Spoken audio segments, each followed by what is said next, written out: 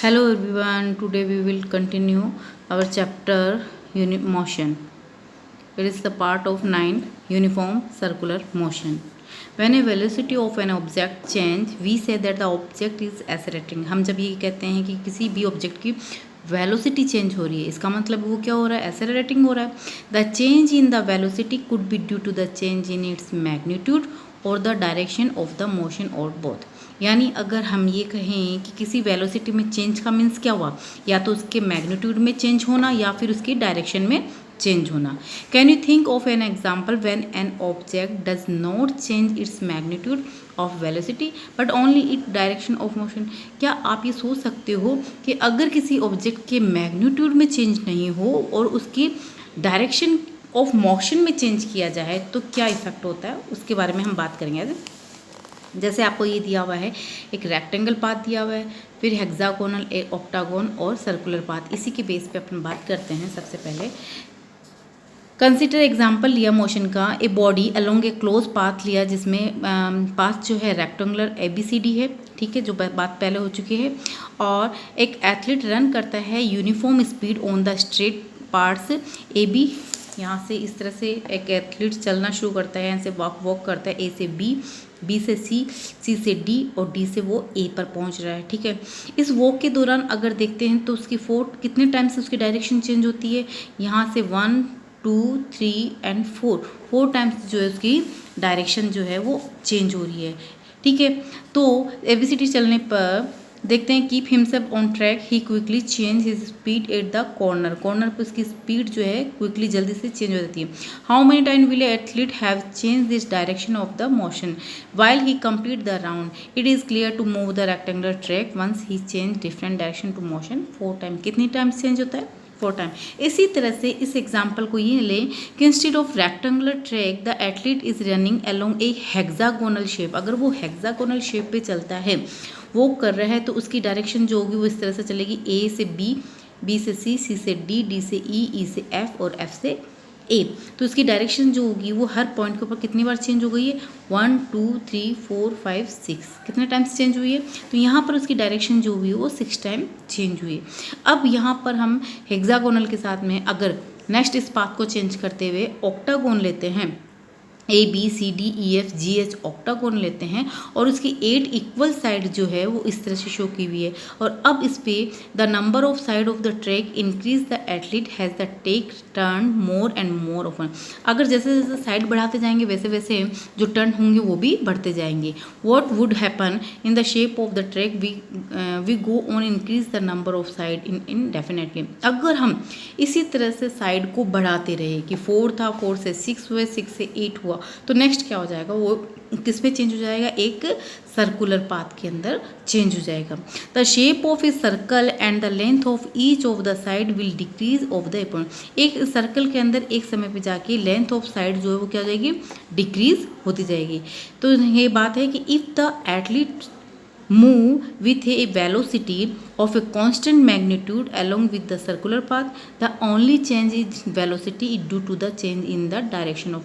कहने का मीन्स है कि अगर कोई एथलीट एक कांस्टेंट वेलोसिटी मैग्नीट्यूड के साथ वो अगर सर्कुलर पाथ में चल रहा है तो उसके चेंज जो होता है वेलोसिटी में, उसके डायरेक्शन में चेंज होगा, उसके मैग्नीट्यूड में कोई चेंज नहीं होगा. यानी वो चलने वाली जो स्पीड है, स्पीड जो रहेगी वो सर्कुलर पाथ में क्या रहेगी, कांस्टेंट रहेगी. कि वो 40 किलोमीटर की चल रहा है, 20 जैसा भी, तो वो स्पीड जो है वो मैग्नीट्यूड जो है वो फिक्स रहेगा, बट उसकी डायरेक्शन जो है वो कैसी होगी, चेंज होती जाएगी. तो मैंने अभी यहाँ बात यही की थी क्वेश्चन कि अगर किसी वेलोसिटी में मैग्नीट्यूड चेंज नहीं हो और उसका डायरेक्शन चेंज हो तो क्या मीन्स है, इसका मीन्स ये है कि वो एथलीट जो है वो सर्कुलर पाथ के अंदर मूव कर रहा है, ठीक है.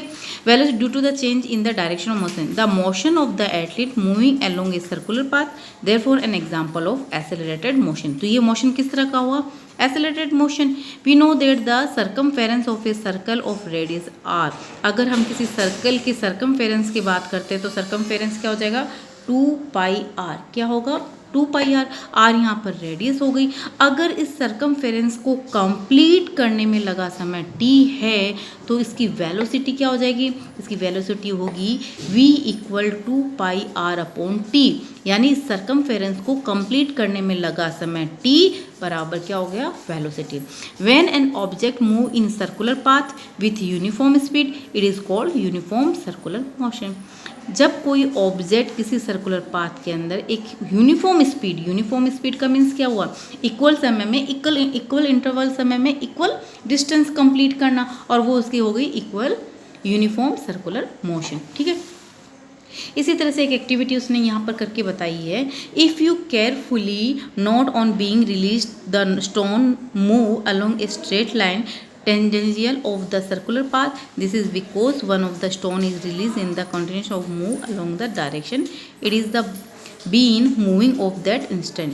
कहने का मीन्स है कि इसे एक एक्टिविटी के थ्रू समझाया गया कि अगर आप कोई रोप लेकर उसके एक एंड पर एक स्टोन आपने क्या कर दिया, टाई कर दिया है, और आप उसे मूव करते हो, जब मूव करना शुरू करते हो तो आप ये देखते हो कि वो स्टोन जो है बीच में से स्थिर होता हुआ एक ही स्पीड से वो चारों ओर क्या करता है, मूव करता है, एक कांस्टेंट स्पीड के साथ मूव क्या करता है, मूव करता है।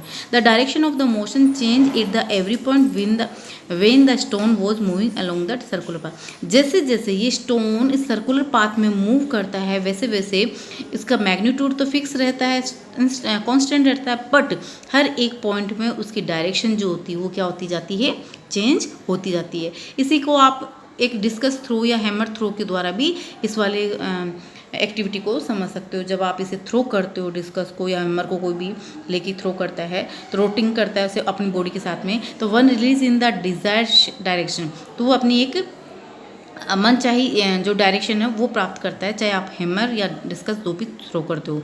ठीक है, just like the piece of stone in the activities describe about, जैसे आपको ये डिस्क्राइब किए वैसे ही वो वाली हुई। Such is the motion of the, और इसी का एक जो है यूनिफॉर्म सर्कुलर मोशन, ये इसका एक एग्जाम्पल जो है वो हमारा है motion of the moon and earth A satellite in a circular orbit around the earth. इसी तरह से पृथ्वी की चारों ओर किसका, सन का चक्कर लगाना, इसी तरह से मून को क्या, अर्थ के चारों ओर चक्कर लगाना, और अर्थ का सन के चारों ओर चक्कर लगाना। तो ये भी कौन सा मोशन हुआ, सर्कुलर मोशन हुआ, यानी यूनिफॉर्म सर्कुलर मोशन। उनकी स्पीड जो होगी वो इनका जो मैग्नीट्यूड जो होगा वो फिक्स होगा, बट उनकी डायरेक्शन चेंज होती रहेगी। ठीक है, तो circular track at constant speed as so on, इस तरह से स्पीड के साथ में। तो कौन कौन से इसके एग्जाम्पल हो गए, एक एग्जाम्पल हमने एक्टिविटी करके देखी, इसी के बेस पे हैमर डिस्कस थ्रो का हो गया, और एक यहाँ से मून, अर्थ और सैटेलाइट के मोशन का भी इस पे। ठीक है, थैंक यू।